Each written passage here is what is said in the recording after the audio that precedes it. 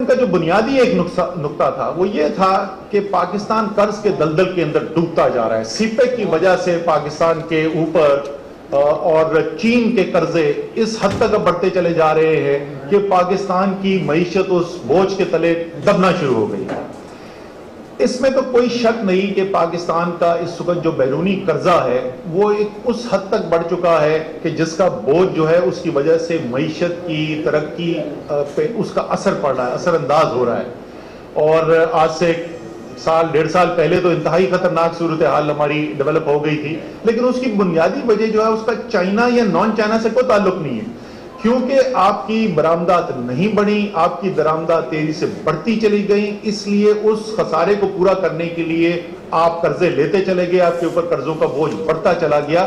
تو مجموعی طور پہ پاکستان کے قرضے جو ہیں, بیرونی قرضے, وہ اس سطح پر آ گئے کہ جہاں پر ہماری اس وقت معیشت کا جو حجم ہے اور خاص طور پہ ہماری جو ایکسپورٹس ہیں, ہماری جو برآمدات ہے, اس کے لحاظ سے یہ ایک بہت ہائی لیول آف ڈیٹ ہے اور اس سطح کا قرضہ نہیں ہونا چاہیے. لیکن چین تو اس میں کیا حصہ ہے وہ میں ذرا سا آپ کو بتا دیتا ہوں پڑھ کے. اس وقت ٹوٹل پاکستان کا جو پبلک ڈیٹ ہے, جو سرکار کا ڈیٹ ہے, جو پاکستان کے ٹیکس پیئر نے اپنی جیب سے ادا کرنا ہے, اس کی ذمہ داری ہے, وہ $74 ارب ہے. اس $74 ارب میں سے جو چین سے ہم نے پبلک ڈیٹ لیا ہوا ہے وہ $18 ارب ہے, یعنی 1/4 سے بھی کم. 3/4 سے زیادہ ہمارا جو پبلک ڈیٹ ہے وہ دوسرے ممالک سے یا وہ ملٹی لیٹرل انسٹیٹیوشن سے لیا ہوا ڈیٹ ہے. سو ایسا نہیں ہے کہ ہمارے قرضے جو ہیں وہ صرف چین سے آ رہے ہیں یا ان کا بیشتر حصہ بھی صرف چین سے ہو. اور اس کو بھی اگر میں بریک ڈاؤن کر دوں, اس پبلک ڈیٹ کے اندر جو سی پیک کا جو ڈیٹ ہے ہمارا وہ تقریباً $5 ارب ہے, $4.9 بلین ہے ایگزیکٹلی اس کا. تو وہ تو 10% بھی ہمارے پبلک ڈیٹ کا نہیں بنتا. باقی اس کے علاوہ جو ہمیں پبلک ڈیٹ لینا پڑا چائنا سے, وہ جو میں نے آپ سے پہلے بات کی تھی, کیونکہ ہمارا خسارہ, تجارتی خسارہ خطرناک حد تک بڑھ گیا تھا, ہمارے ریزروز گر رہے تھے, ہمیں وہ پورا کرنے کی ضرورت تھی. جو دنیا کی باقی سورسز ہیں وہاں سے قرضہ اتنی آسانی سے مل نہیں رہا تھا. تو یہ تو چین کی ایک دوستی کی نشانی تھی کہ اتنے مشکل وقت کے اندر بھی چائنیز فائنینشیل انسٹیٹیوشنز نے پاکستان کو لینڈنگ کی. اس لیے ایک حصہ جو ہے وہ چائنیز کمرشل بینک سے بھی ہم نے لیا. لیکن پھر بھی جیسے میں نے دوبارہ دہرا دوں کہ 1/4 سے کم پبلک ڈیٹ پاکستان کا جو بیرونی ہے وہ ہم چین کو کرتے ہیں, 3/4 سے زیادہ جو ہے وہ باقی دنیا سے لیا ہوا ہے. اور سی پیک کا جو بیرونی قرضہ ہے وہ ہمارے پبلک ڈیٹ کا 10% سے بھی کم ہے, تقریباً 7% وہ بنتا ہے ٹوٹل ہمارے پبلک ڈیٹ کا. اسی طریقے سے بات کی گئی کہ ڈیٹ سروسنگ کا ایک بہت بڑا حصہ ہے. ڈیٹ سروسنگ ہمارے لیے بہت بڑا چیلنج ہے, وہ آپ کو سب کو پتا ہے, کئی دفعہ اس کی بات کی جا چکی ہے. جیسے میں نے کہا کہ کچھ تو قرضے ہم نے لیے چائنا سے سی پیک کے لیے, کچھ قرضے ہیں وہ ہمیں لینے پڑے سمپلی ہماری جو بیلنس آف پیمنٹ کی کرائسس کھڑی ہوئی تھی اور ہمیں اپنے ریزروز ایک کم سے کم سطح کے اوپر رکھنے تھے, اس کو پورا کرنے کے لیے ہمیں قرضے جو لینے پڑے وہ بھی ہم نے لیے. اب کیونکہ آئی ایم ایف کا ایگریمنٹ سائن ہو گیا, ہماری جو multilateral bilateral lending جو ہے وہ کھل گئی ہے.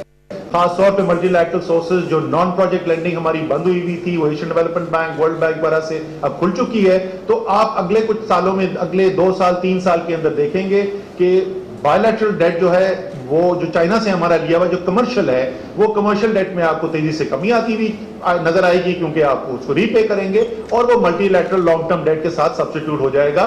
سو اگر آپ اس پیریڈ کے اندر دیکھیں گے, کیونکہ آپ ادائیگی کرنا چاہتے ہیں, وہ تو ایک اچھی چیز ہے, تو آپ کو ڈیٹ سروسنگ میں لگے گا کہ ذرا زیادہ حصہ ہے. میرے خیال میں تقریباً 1/3 حصہ ڈیٹ سروسنگ کا بنتا ہے اگلے 3 سال کے اندر جو چائنیز سورسز کی ڈیٹ کرے. یعنی اگر ہم $3 بیرونی قرضہ واپس کرنے کے لیے اور اس پہ سود ادا کرنے کے لیے اگلے 3 سال کے اندر دیں گے, تو اس $3 میں سے $1 جو ہے وہ چائنا کو جائے گا, $2 جو ہے وہ باقی ممالک کو جائیں گے. اور اس کے بعد اگلے 3 سال کے بعد جب یہ کمرشل جو بورنگ ہم نے کی ہوئی ہے, جو پبلک ڈیٹ کی ہے, وہ ری پے ہو جائے گی, سبسٹیٹیوٹ ہو جائے گی لانگ ٹرم ڈیٹ سے, ملٹی لیٹرل ڈیٹ سے, تو اس کے بعد یہ ڈیٹ سروسنگ کا چائنا کا جو حصہ ہے وہ تیزی سے کم ہوگا. جو میں کہہ رہا ہوں 3 میں سے $1 ہے تو وہ 5 میں سے $1 سے بھی کم رہ جائے گا. پھر انہوں نے یہ بھی ذکر کیا کہ جو قرضے ہیں وہ کمرشل بنیاد پر دیے گئے ہیں اور وہ مہنگے قرضے ہیں. جو سرکار نے پاکستان کے لیے جو پبلک ڈیٹ ہم نے لیا ہے چائنا سے اور دوسرا انہوں نے یہ کہا کہ وہ زیادہ طویل المدت بھی نہیں ہے. یہ ٹھیک انہوں نے بات نہیں کی. پاکستان کا جو چائنا سے پبلک ڈیٹ ہے اس وقت اس کی اوسط میچورٹی تقریباً 20 سال کی ہے, طویل المدت قرضے ہے, اور اس کے اوپر اوسط جو سود کی شرح ہے وہ صرف 2.34% ہے. سو وہ بہت سستے قرضے ہیں.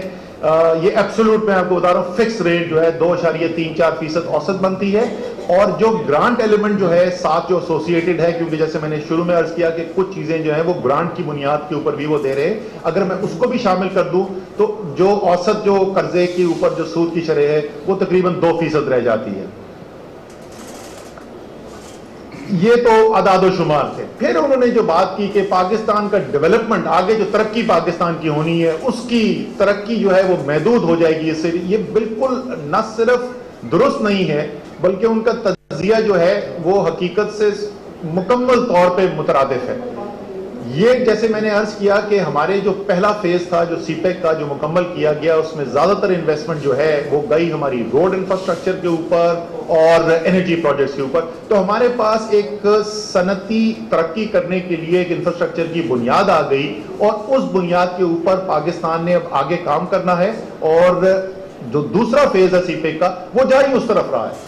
آپ دیکھیں گے اگلے 1 سے 2 ماہ کے اندر پہلا اسپیشل اکنامک زون جو سی پیک کے لیے ہم نے بنانا تھا وہ رشاکئی میں خیبر پختونخوا کے اندر پہلے ایس سی زی کی بریکنگ سیریمنی ہو جائے گی. اسی طریقے سے آپ دیکھیں گے اس کے بعد بتدریج ایک کے بعد دوسرے جو ہے وہ اسپیشل اکنامک زون بنتے چلے جائیں گے, اور یہ جو انفراسٹرکچر فائنینسنگ کا فیز تھا اسی کو بنیاد بنا کے آگے صنعتی ترقی اور جو فارن ڈائریکٹ انویسٹمنٹ آنی ہے. دوسری بات انہوں نے یہ بھی کہی تھی کہ اسے جاب زیادہ نہیں کریٹ کی. بالکل ٹھیک بات ہے, انفراسٹرکچر انویسٹمنٹ جو شروع میں آتی ہے, انفراسٹرکچر انویسٹمنٹ جو ہے وہ کیپٹل انٹینسو ہوتی ہے, یعنی سرمایہ بہت اس میں چاہیے ہوتا ہے, لیکن اس کے اندر جاب انٹینسو نہیں ہوتی, اس میں اتنی نوکریاں نہیں پیدا ہوتی. لیکن جو اس کی بنیاد کے اوپر, اس انفراسٹرکچر کی بنیاد کے اوپر جو صنعت لگے گی وہ جاب انٹینسو ہوتی ہے, اور انشاءاللہ تعالیٰ آپ دیکھیں گے ان اسپیشل اکنامک زونز کے اندر لاکھوں جو ہیں وہ جاب پروڈیوس ہوں گی اوور دا ایئرز, جس طریقے سے انویسٹمنٹ ہوتی چلی جائے گی. سو جاب کریشن والا جو ہے دوسرا فیز. دوسرا جو ہے زراعت پاکستان کی 2/3 آبادی کو اثر انداز ہوتا ہے. ہماری ایکسپورٹس کا بیشتر حصہ جو ہے وہ براہ راست یا بالواسطہ جو ہے وہ زراعت کے اوپر مبنی ہے. تو سی پیک کے اندر زراعت کے اوپر اب کام کیا جانا شروع کیا جا رہا ہے. اور تیسرا صحت, تعلیم, ایسے جو سوشل سیکٹرز ہیں ان کو بھی. تو سی پیک کا اسکوپ براڈن کر دیا گیا ہے. تو آگے جو ہم ترقی دیکھ رہے ہیں وہ یہ نہیں کہ سی پیک کی وجہ سے اس کے اوپر کوئی انحطاط ہوگا یا اس میں کمی آئے گی, بلکہ اس کو زیادہ تیز رفتاری سے ہم لے کے چل سکیں گے سی پیک کی بنیاد کے اوپر. پھر انہوں نے یہ بھی ذکر کیا کہ امریکہ جب انویسٹمنٹ کرتا ہے تو اس سے ٹیکنالوجی ٹرانسفر ہوتی ہے, اور سی پیک کے اندر جو ہے اور چائنا سے جو انویسٹمنٹ آتی ہے ٹیکنالوجی. اس میں 2 باتیں کہوں گا. پہلی بات تو یہ کہ یہ بالکل درست ہے, امریکی کمپنیز جنہوں نے انویسٹ کیا ہے پاکستان میں ان میں سے کئی کی انویسٹمنٹ سے ٹیکنالوجی ٹرانسفر بھی ہوا اور پاکستان میں انڈسٹریل ڈیولپمنٹ بھی ہوئی. میں خود ایک ایسی کمپنی, اس وقت کی دنیا کی سب سے بڑی کمپنی جو ہوتی تھی ایکسون موبل, میں اس میں کام کر چکا ہوں, تو اس میں تو کوئی شک نہیں, اور میں ابھی اس پہ مزید بات کروں گا امریکن کمپنیز کے اوپر. لیکن بہت تیزی سے چین جو ہے وہ ٹیکنالوجی کی دنیا میں آگے بڑھ رہا ہے. آج اگر آپ دیکھیں تو آپ کو انٹرنیشنل میڈیا اٹھا کر دیکھیں تو ایک ٹیکنالوجی وار نظر آتی ہے امریکہ اور چائنا کے درمیان. 5G کون پہلے دنیا کے اندر لے کر آئے گا اور کس کی ٹیکنالوجی جو ہے وہ ڈومینیٹ کرے گی, ہواوے کا کیا رول ہے. یہ تو امریکہ کے اندر خود آپ بحث دیکھ لیں تو آپ کو نظر آئے گا کہ چائنا ایک بہت بڑی سورس ٹیکنالوجی کی بنتا جا رہا ہے. تو ہم نے جہاں سے بھی دنیا میں بہترین ٹیکنالوجی ہمیں اویلیبل ہوگی ہمیں تو اس کی طرف جانا ہے. اور یہ آخری بات میں اس کے اوپر آنا چاہتا ہوں. دیکھیں, چین ہمارا ایک انتہائی قریبی دوست ہے, دیرینہ ساتھی ہے, مشکل سے مشکل وقت کے اندر پاکستان کے ساتھ کھڑا ہوا ہے. وہ ہمیں کہتے ہیں آئرن برادر. آپ میں سے کوئی لوگ اگر چائنا گئے ہوئے ہوں تو آپ نے وہ محسوس کیا ہوگا کہ ایک نجی سطح کے اوپر بھی آپ کو اس دوستی کا احساس ہوتا ہے. تو اس دوستی کو تو ہم نے اور مضبوط کرنا ہے. ہم نے جیسے پہلے میں نے کہا کہ سی پیک کو ہم نے اور آگے لے کر چلنا ہے اور اس سے اور مزید بہتری کرنی ہے, اور دونوں ممالک کے روابط جو ہے ان کو اور قریبی سطح کے اوپر لے کے آنا ہے. لیکن یہ کسی کے خلاف نہیں ہے, یہ اس کا مطلب یہ نہیں ہے کہ ہم کیونکہ چین کے ساتھ زیادہ کام کر رہے ہیں، کیونکہ چین سے بھی اب ہمارے پاس نئی ٹیکنالوجی آنی شروع ہو گئی ہے تو اس لیے اب ہم امریکہ کے خلاف ہو گئے یا کسی اور کے خلاف ہو گئے. ہم چاہتے ہیں کہ دنیا میں جتنے بھی ممالک ہیں ان سب کے ساتھ ہم بہتر تعلقات رکھیں. ہم چاہتے ہیں، انہوں نے فورن انویسٹمنٹ کی بات کی ایلس ویلز سے، I can assure Alice Wells that American companies were welcome to invest in Pakistan, are welcome to invest in Pakistan and will continue to be welcome to invest in Pakistan. ہم تو چاہتے ہیں کہ امریکہ سے بھی investment آئے، Europe سے بھی آئے، مڈل ایسٹ سے بھی آئے، فار ایسٹ سے بھی آئے، تمام دنیا سے. تو پاکستان نے آخر میں صرف میں یہی کہوں گا کہ ہم نے 40-50 سال کا سفر ایسے گزارا ہے جہاں ہم بیرونی طاقتوں کی لڑائی کے اندر کولیٹرل ڈیمیج بنے ہیں. ہم نے کسی صورت کے اندر بھی ایسی کوئی صورتحال نہیں اپنے لیے پیدا کرنی جہاں ہم کسی اور کی کشمکش کا حصہ بن جائیں. لیکن اس کا مطلب یہ نہیں کہ وہ ممالک جو ہمارے دوست ہیں، ہمارے ساتھی ہیں، ہر مشکل وقت میں ہمارے ساتھ کھڑے ہوئے ہیں، ہمیں کسی صورت میں بھی کوئی ندامت ہے ان کے ساتھ جو ہمارے روابط ہے یا ان کے ساتھ جو معیشت کے اندر ہماری اب زیادہ قریبی تعلقات پیدا ہو رہے ہیں، اس کے اندر کوئی جھول نہیں آئے گا. ہم وہ بھی چلائیں گے ساتھ ساتھ، اور باقی دنیا جو ہے وہ بھی انویسٹ کرنا چاہتی ہے، ضرور کرے. ہم تو یہاں تک جا چکے ہیں، آپ کو یاد ہو پچھلے سال ہم نے کہا تھا کہ سی پیک کے جو پروجیکٹس ہیں اس کے اندر بھی تھرڈ پارٹی انویسٹمنٹ کی بات کی تھی اور چائنا نے اس کو ویلکم کیا تھا. کل چائنا کے سفیر میرے پاس آئے ہوئے تھے، کل انہوں نے پھر اس بات کو دہرایا کہ یہ تو بہت اچھا ہوگا، بلکہ میں ان سے کہہ رہا تھا کہ اگر یہ خطے کے اندر ذرا امن قائم ہو جائے، اور پاکستان نے جو کوششیں کی ہیں مجھے بڑی خوشی ہے، کل پریزیڈنٹ ٹرمپ نے بھی ایکنالج کیا ہے پاکستان نے جو رول ادا کیا، جو وہاں پر 2 قیدی تھے ان کو چھڑوانے کے لیے. تو ہم تو چاہتے ہیں کہ افغانستان کے اندر بھی امن آئے، ایران اور امریکہ کے جو معاملات ہیں وہ بھی بہتری کی طرف جائیں، کبھی بھارت کے اندر بھی ایسی حکومت آئے جو خطے کے اندر امن کی خواہاں ہو اور بہتر تعلقات کی خواہاں ہو. ہم تو چاہتے ہیں پورے خطے کے اندر امن آئے، اور سی پیک کا اور جو belt and road initiative China کا جو اوور آل انیشیٹو ہے جس کا سی پیک ایک کلیدی حصہ ہے، اصل ثمرات تو ہمیں اس کو ملیں گے اس وقت جب پورے خطے کے اندر امن ہوگا. تمام دنیا کے لوگ چاہے کسی بھی دنیا کے ملک کے ہوں وہ یہاں پر آ کے انویسٹ کریں گے، یہاں تجارت ہوگی، یہاں صنعت لگے گی. تو ان کے آپ کے کوئی سوال ہو تو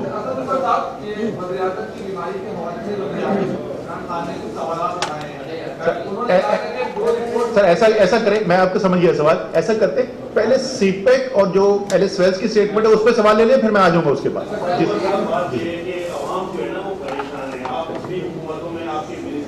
آپ کی مشیر کسی حکومتوں کی باتیں کر رہے ہیں، 15 مہینے میں یہ ہوا، آپ نے روزگار کا وعدہ کیا تھا، بے روزگار ہو گئے لوگ، آپ نے گھر دینے کا وعدہ کیا تھا، گھر گرا دیے گئے، آپ نے کہا تھا انصاف ہوگا، خانہ صاحبہ کے تمام ملزمان جو ہے 5 تک بری ہو گئے.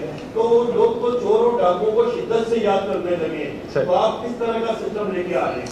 اچھا، میں آپ کا سوال پورا میں نے سن لیا، میں پھر وہی کہوں گا مجھے پہلے سی پیک پہ کوئی سوال ہے یا جی پھر میں اس پہ آپ نے فرمایا یہ جو پوری اسٹیٹمنٹ آئی ہے تو کیا آپ یہ سمجھتے ہیں کہ یہ کوئی ایک انٹروڈکشن جو اگینسٹ ڈپلومیسی شروع ہو گئی ہے سی پیک جو امریکہ نے بہت کل بھی بیان کیا ہے، اس سے پہلے بہت امریکن ہی اداروں نے فیک نیوز چلائی ہیں سی پیک کے حوالے سے بھی، تو کیا آپ سمجھتے ہیں کہ اس کو ڈپلومیٹکلی اور پولیٹیکلی اس کو بنائی کرنے کی کوشش کی جائے گی سی پیک کو؟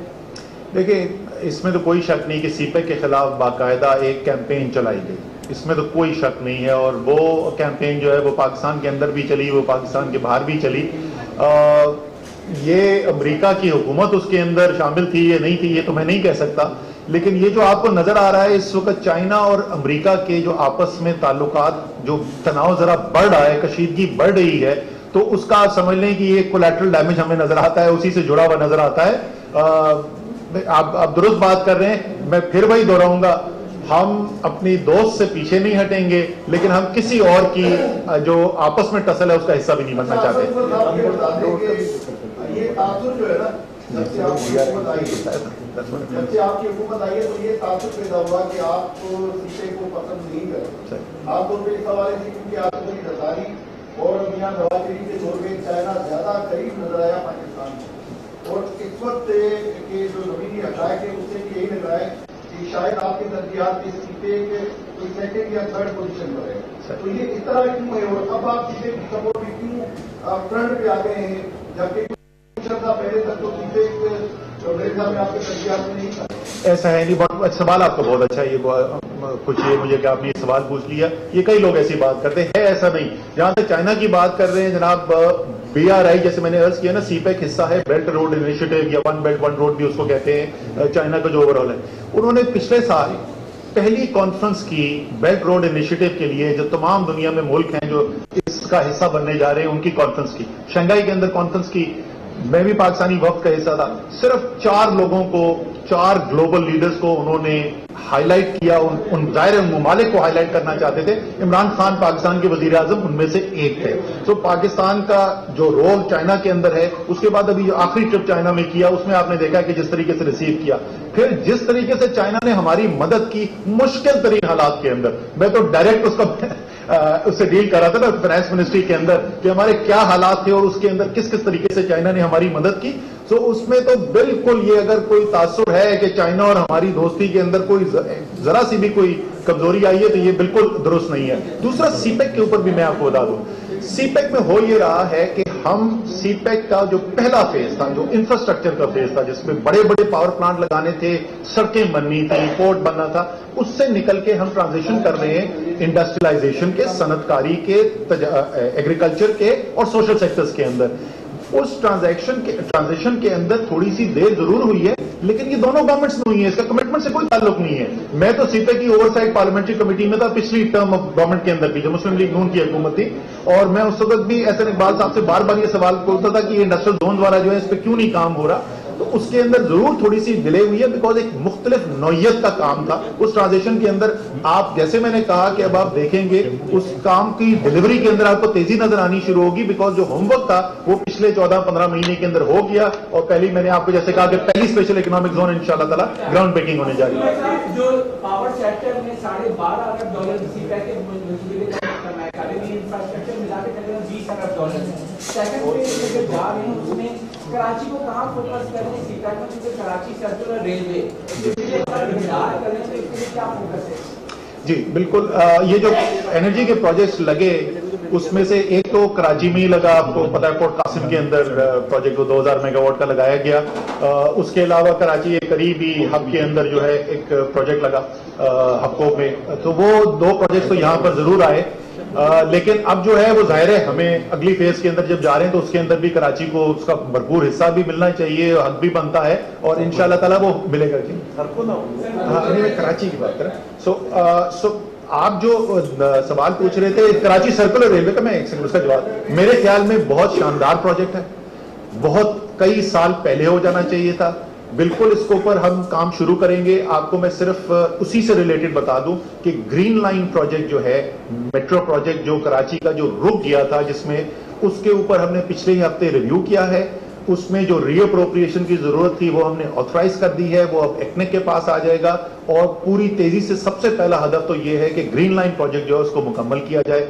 आने वाला जो हफ्ता है उसके अंदर मैंने मीटिंग्स कॉल की हुई हैं कराची के पानी के प्रोजेक्ट्स के लिए, K4 भी, और उसके अलावा जो दूसरे ऑप्शंस हैं उनके ऊपर भी।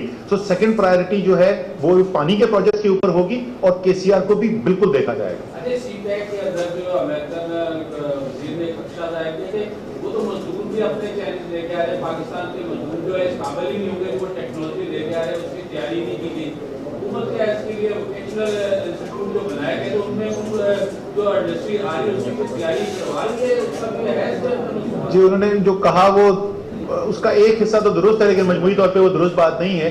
कंस्ट्रक्शन के अंदर बिकॉज वो EPC थोड़ी सी टेक्निकल चीज है, EPC कॉन्ट्रैक्ट्स होते हैं तो वो अपने वर्कर्स खुद लेके आते हैं क्योंकि लाइबिलिटीज बहुत हैवी होती हैं।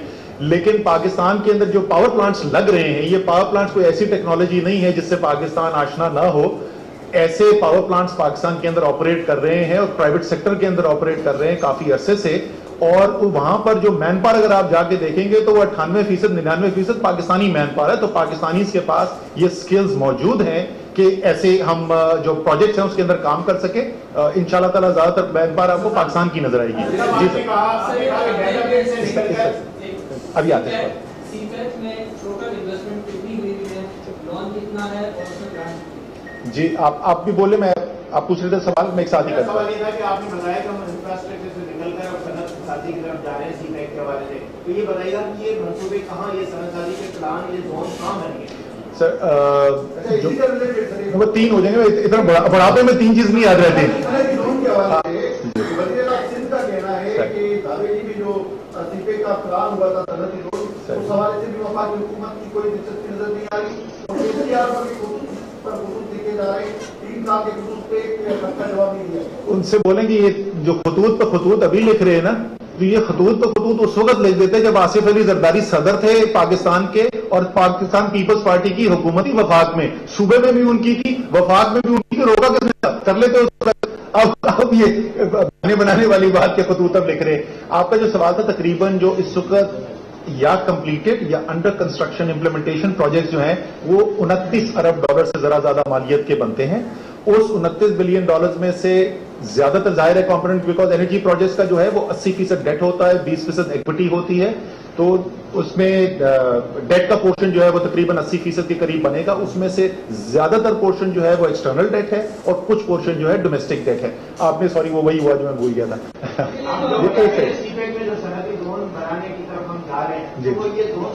जी जी, मैं तकरीबन 9 स्पेशल इकोनॉमिक जोन्स हैं जी, 4 सूबों के अंदर वो मौजूद हैं।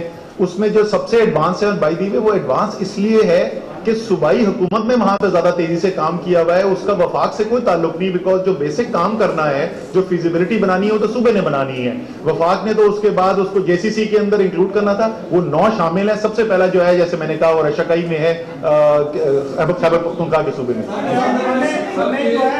इट्स अ प्रॉक्सी वॉर 2 मुल्कों की, चीन और अमेरिका की, उसके अंदर हमें ढकेला जा चुका है। इस पर्टिकुलर स्पीच से बताया ऐसा लग रहा है, तो it's a pressure on the government अगर आप देखा जाए, क्योंकि वो करेंसी की जो एक स्टेटस है, चाइना जो है वो अपनी युआन को एक इंटरनेशनल स्टेटस देना चाह रहे हैं, हम उस झगड़े में जा रहे हैं, वैसे ही जैसे वो रशिया के अंदर जो है हम घुसे थे। तो ये प्रेशर है, ये अपॉर्चुनिटी है या प्रेशर है? जी बहुत अच्छा सवाल है जी। देखें, हमें धकेल कोई नहीं सकता, कोशिश की जा सकती है हमें धकेलने की। बहुत अच्छा सवाल है, मैं पूरा समझ गया आपका।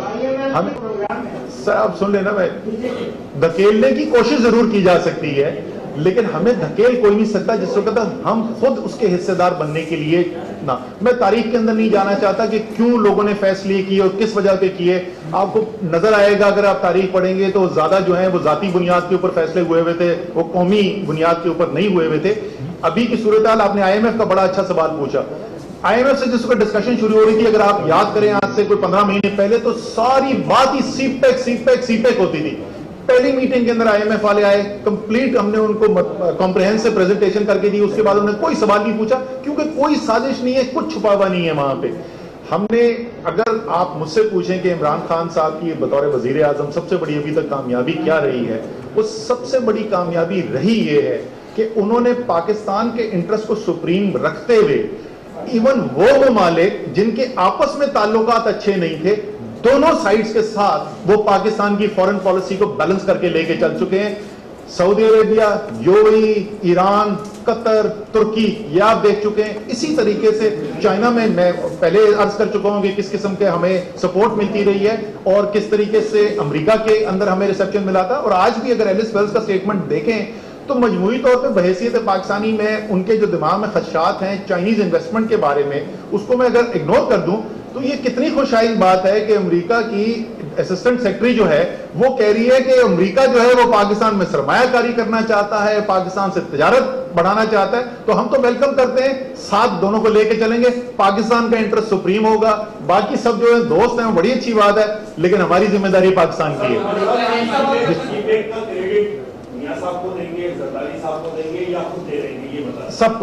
सबको देखें, ये जो बड़ी चीज है ना पाकिस्तान के अंदर, वो होती वो उस वक्त कामयाब है जब मुख्तलिफ हुकूमतें उसको ओन करती हैं। जिस तरीके से न्यूक्लियर प्रोग्राम जो है उसका क्रेडिट जो है वो हर हुकूमत जो गुजरी, भुट्टो साहब के वक्त में जो शुरू हुआ, एक्चुअली उससे भी पहले याया खान के वक्त के अंदर इसके अंदर काम शुरू हुआ, फिर भुट्टो साहब के वक्त में उसको तेजी आई, ज़ियाउल हक साहब के वक्त में वो तकरीबन कंप्लीट हुआ, मियां नवाज शरीफ ने फैसला किया, उसके बाद जो हुकूमतें आई हैं उन्होंने प्रेशर बर्दाश्त किया। इसी तरीके से सीपेक भी जो है वो पाकिस्तान की माशी तरक्की जो है उसका एक लॉन्ग टर्म हिस्सा है। इसके ऊपर चाइना, मैं आपको अपनी जाती, क्योंकि उस वक्त हम जाते थे, मीटिंग्स होती थी, हम बिजनेस इंडस्ट्री को रिप्रेजेंट करते थे, तो मुझे पता है कि आसिफ जरदारी साहब का बड़ा इंटरेस्ट था इसके अंदर, चाइना के साथ रिलेशनशिप, कई दफा उन्होंने विजिट किया। جو MOU سائن ہوا تھا وہ سائن ہوا تھا مسلم لیگ نون کی حکومت آنے کے تقریباً 1 ماہ بعد. اتنی بڑی چیز 1 ماہ میں تو نہیں ہوتی نا, پیچھے سے تسلسل چل رہا تھا. اب جو انہوں نے کیا میں نے کھل کے آپ کو اکنالج کیا ہے, اور انشاءاللہ تعالیٰ جب ہمارے 5 سال ختم ہوں گے تو انشاءاللہ تعالیٰ اور کوئی نہیں تو کم سے کم احسن اقبال صاحب ضرور یہ کہیں گے کہ ہاں سیٹیں کو ٹھیک لے کے چلے. جی جی سر سر ان کا یہ کہنا تھا کہ جو رپورٹ مجھے دی گئی تھی لیکن نواز شریف ہمیں لندن میں اس کے برعکس نظر آیا. یہ رپورٹ میں خود صوبائی وزیر صحت پنجاب انہوں نے دی کہ خود جو ڈاکٹر ہیں ڈاکٹر فیصل انہوں نے رپورٹ دی کی. یہ بتائیں کہ تمام لوگ وزیر اعظم خلاف کارروائی کریں گے جنہوں نے ان کو غلط نواز شریف کی. نہیں, پہلی بات تو یہ کہ وزیر اعظم نے یہ نہیں کہا کہ غلط رپورٹ تھی. وزیر اعظم نے وہی کہا, دیکھو وزیر اعظم کی ہر شخص کی اچھائیاں برائیاں ہوتی ہیں نا, یہ آپ کو بھی پتا ہے مجھے بھی پتا ہے سارے پاکستان جانتا ہے کہ وزیر اعظم کے ذہن میں جو بات آتی ہے نا وہ بول دیتے ہیں, وہ جو سرکاری پروٹوکول اس کا نہیں خیال کرتے. کون بچہ گھر میں بیٹھ کے نہیں یہ کہہ رہا تھا یار ہمیں تو ساری رپورٹس یہ مل رہی تھی کہ خدا نہ خواستہ جو ہے بالکل وہ اسٹریچر پہ ہیں, اور پتہ نہیں لوگ یہ تک ڈراتے تھے ہمیں کہ اگر آپ نے 6 گھنٹہ فیصلہ ڈیلے کیا تو پتہ نہیں. الحمدللہ صحت اس سے بہتر نظر آ رہی ہے, اللہ تعالیٰ اور مزید بہتر کرے. تو انہوں نے وہ جو نظر آیا اس کے اوپر کامنٹ کر دیا, انہوں نے یہ نہیں کہا کہ ان کو جھوٹی رپورٹ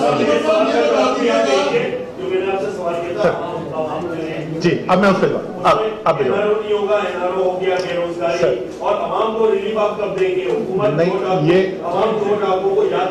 سر دونوں چیزوں کا میں جواب دیتا ہوں. پہلی بات تو یہ اتنا بڑا الزام کہ آپ پاکستان کی عدلیہ کے اوپر لگا رہے ہیں کہ انہوں نے NRO دے دیا, میری تو ہمت نہیں ہے.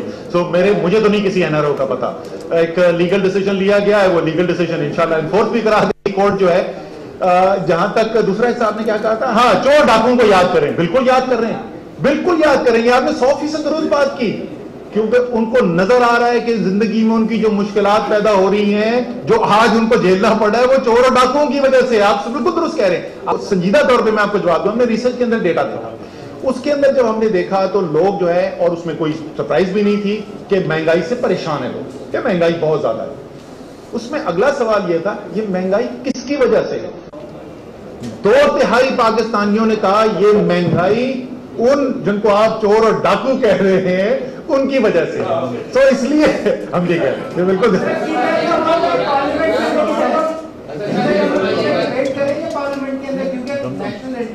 کیا چیز سر؟ جو معاملہ ہے جی جی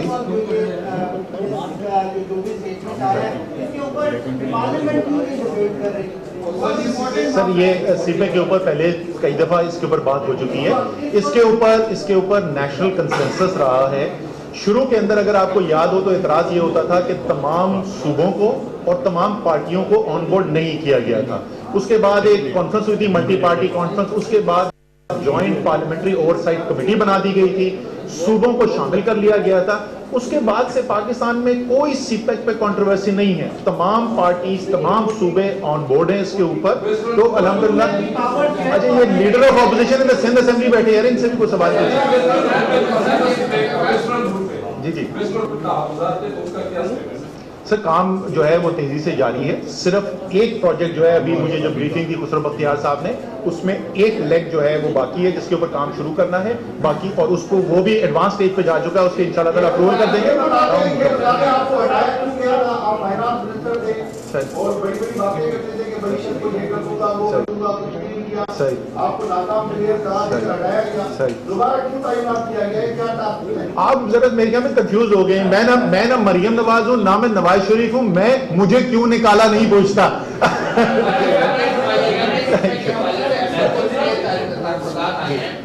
مگر جب وہ وارڈ ٹیرر میں آئے تھے تو امریکہ نے پاکستان میں سرمایہ کاری کے بڑے وعدے کیے تھے, جس میں کنسٹرکشن اپرچونٹی زون تھا اور پاکستان میں سرمایہ کاری کا معاہدہ بھی تھا. مگر ان تمام پر جب امریکہ نے عمل نہیں کیا تو ابھی جو امریکہ اس وقت آفر دے رہے ہیں وہ آپ کو کس طرح سنجیدہ رہتے ہیں؟ دیکھیں ہم نے ان کی نیت کے اوپر شک نہیں کرنا, ہم ان پہ دار و مدار نہیں کر رہے, اور ہم ان کے, میں وہی تو بول رہا ہوں نا, دیکھو ہم ان کے اوپر دار و مدار نہیں کر رہے, ہم ان کی اس نیک خواہش کے اظہار کے اوپر اپنا کوئی اور آپشن نہیں بند کر رہے. میں دوبارہ وہی دہراؤں گا, ویلکم انویسٹمنٹ کرنے کے لیے آئیں, اور امریکی کمپنیوں نے پہلے بھی پاکستان میں सरमायाकारी करके बहुत मुनाफा कमाया है, मजीद जो आएंगी पाकिस्तान को भी फायदा होगा, उनको भी फायदा होगा।